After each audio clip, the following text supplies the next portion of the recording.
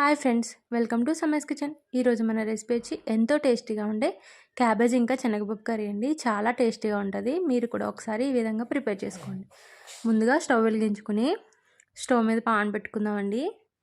Pan heat అయిన తర్వాత కొంచెం ఆయిల్ని యాడ్ చేసుకుందామండి. చూడండి, ఈ విధంగా ఆయిల్ని యాడ్ చేసుకుని ఇప్పుడు ఆనియన్స్ని యాడ్ చేసుకుందామండి. ఆనియన్స్ వేగిన తర్వాత నిలువుగా చీరుకున్న పచ్చిమిర్చిని యాడ్ చేసుకుందాం. అలానే ఇవన్నీ వేగిన తర్వాత కొంచెం అల్లం వెల్లుల్లి పేస్ట్ యాడ్ చేసుకుని మిక్స్ చేసుకుందామండి. చూడండి, ఈ విధంగా అల్లం వెల్లుల్లి పేస్ట్ అనేది వేగిన తర్వాత మనం ముందుగా నానబెట్టుకున్న పచ్చిశనగపప్పుని యాడ్ చేసుకుందామండి. చూడండి, ఈ విధంగా 1 అవర్ ముందే నానబెట్టుకుని పక్కన పెట్టుకోవాలండి పచ్చిశనగపప్పు అనేది. ఇప్పుడు దీంట్లో మిక్స్ చేసుకుందాం. చూడండి, ఈ విధంగా మొత్తం మిక్స్ చేసుకుని ఇప్పుడు మనం ముందుగా కోసి పెట్టుకున్న క్యాబేజీని వేసేద్దామండి. చూడండి, ఈ విధంగా ముక్కలుగా చేసుకుని క్యాబేజీని వేసేద్దాం. మొత్తం మిక్స్ చేసుకుని చూడండి, ఈ విధంగా ఆ మిశ్రమం అంతా క్యాబేజ్కి పట్టే వరకు మిక్స్ చేసుకోవాలండి. చూడండి, ఈ విధంగా మొత్తం క్యాబేజ్ అంతా ఉడికే వరకు చూసుకోవాలండి. ఇప్పుడు కొంచెం సాల్ట్ని యాడ్ చేసుకుని ఒకసారి మిక్స్ చేసుకుందామండి. చూడండి, ఈ విధంగా మొత్తం మిక్స్ చేసేసుకోవాలి. సాల్ట్ వేయడం వల్ల క్యాబేజ్లో ఉన్న వాటర్ అన్ని బయటకు వచ్చి తొందరగా ఉడికిపోతుందండి. ఇప్పుడు కొంచెం పసుపుని యాడ్ చేసుకొని ఒకసారి మళ్ళీ మిక్స్ చేసేసుకుందాం.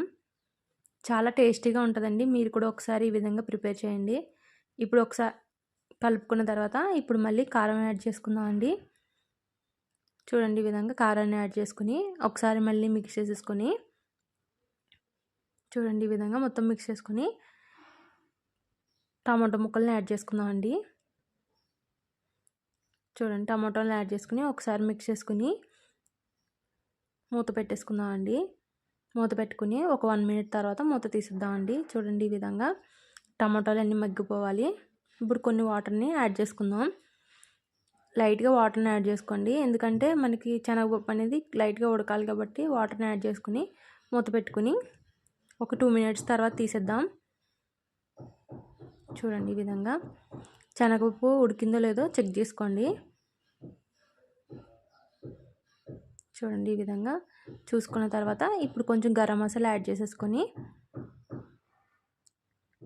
మిక్స్ చేసుకుని కొత్తిమీర గార్నిష్ చేసుకుని స్టవ్ ఆఫ్ చేసుకుందామండి. అంతే అండి, శనగపప్పు ఇంకా క్యాబేజ్ కర్రీ రెడీ అయిపోయింది. Thank you for watching my video. Thank you. Please like and share చేయండి.